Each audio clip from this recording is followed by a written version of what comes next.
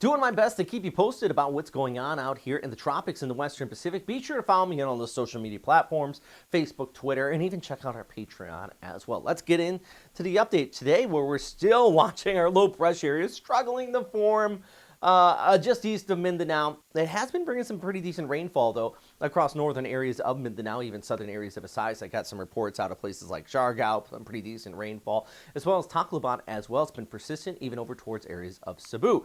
Meanwhile, back towards the east, Invest 96W continuing to linger south of Guam. Shear from our shear line towards the north, continuing to interact with that and really bringing just a lower and lower chance of that area even developing as well. So it's a combination of that shear line, a little bit of dry air filtering in and causing both of these areas to not get up to their full potential. And good news there, we didn't really get any named storm systems out of this. I mean, it's still in the cards. It could become a tropical depression if Pagasa really wants to upgrade it. I mean, we do have this broad rotation.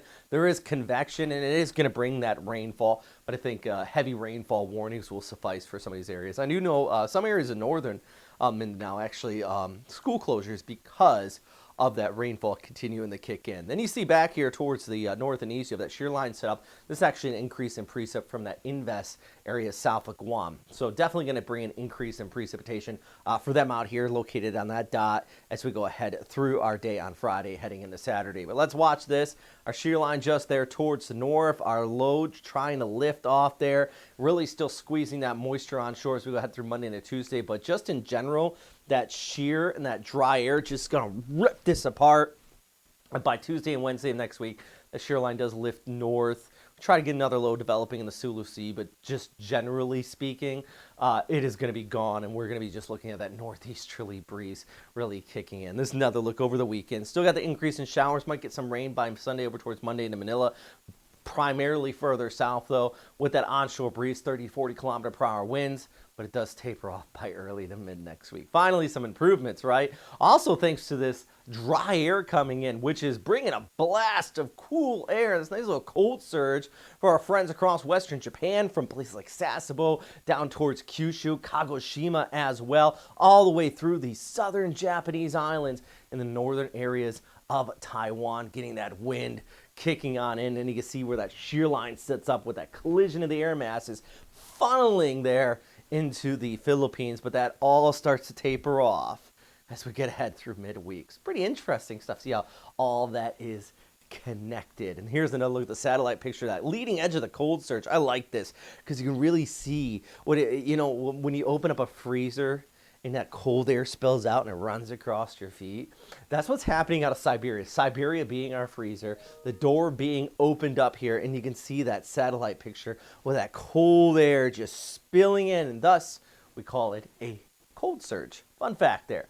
This also is supported with the upper level jet. These are your upper level winds here that is producing that high amount of shear, and you can see it down here towards the south.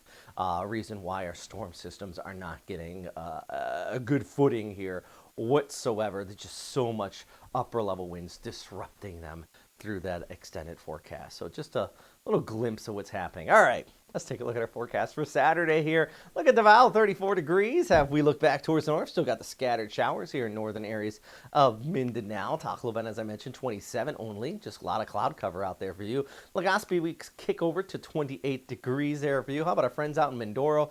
Relatively drier, even up to Manila. And then we scoop back to northern Luzon. Always giving you guys a shout out here across the Cagayan Valley. 26 in Iligan. Cloud cover mainly from that northeasterly breeze setting up. But how about Baguio? Some of the coolest high temperatures I've seen in the country of the Philippines. Yet this autumn at least. 23 there, 14 for your low. It is a chilly night on tap in your forecast. And then I'll give you guys a shout out in Cebu. I know a lot of you watch from there, and you always let me know. So Saturday, Sunday, over towards Monday, you still got that rain. But like I mentioned, it does start to improve by the mid part of next week.